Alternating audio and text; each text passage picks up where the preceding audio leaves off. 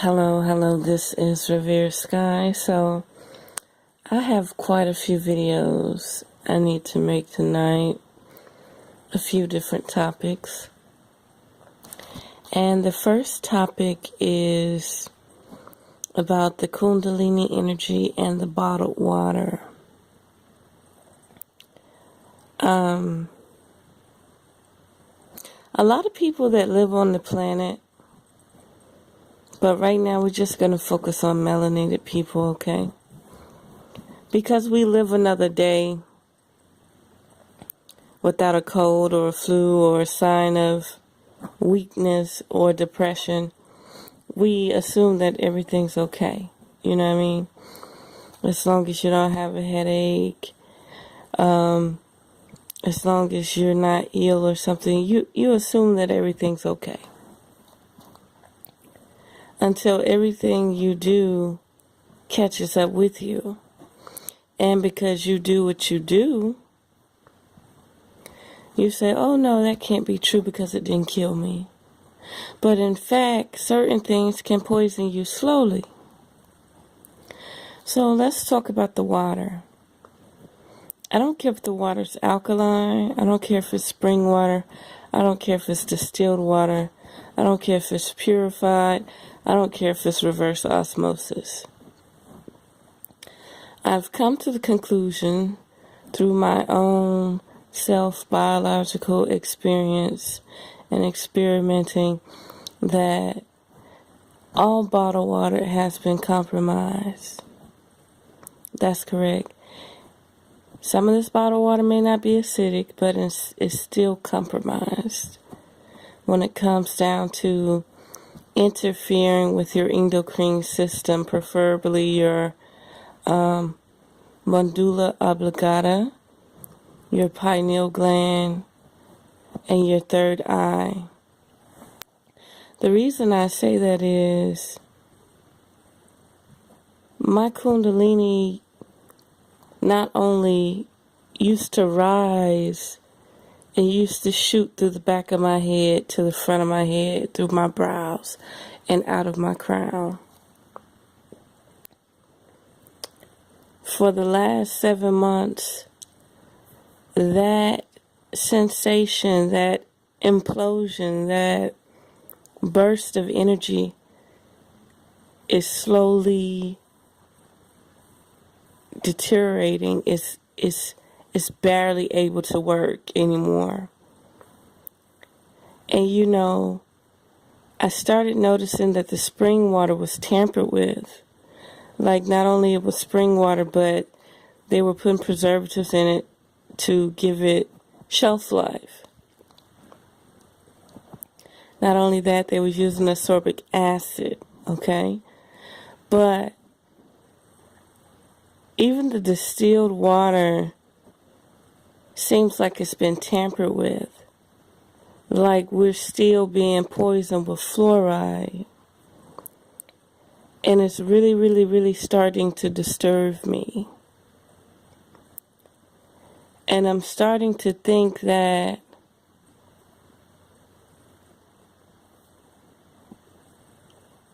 it's going to have to be distilled fruit and urine. Because as much as I've done these waters, I'm starting to see myself lose a part of me that I achieved. A part of my essence that has been working. But one thing I can say is maybe the pathway is open. And since the pathway is open, this is the second option of what I'm talking about. Maybe I don't get the sensation anymore because the pathway is open, okay? And the pathway is open, so I don't have that numb, that hardcore numb sensation that just paralyzes me, okay? Because when my Kundalini used to rise, it would shoot all the way up my body through my head.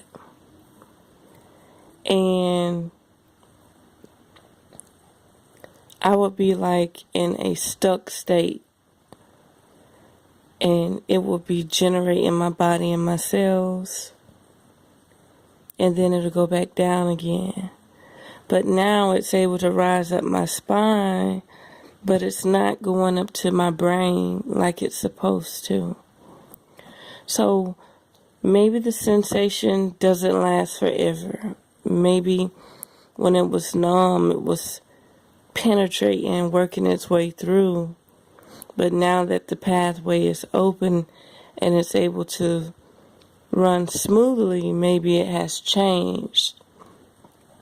Not only that, cycling my energy from my yoni up to my nostrils, back down through my spine, I was able to do that a lot easier too.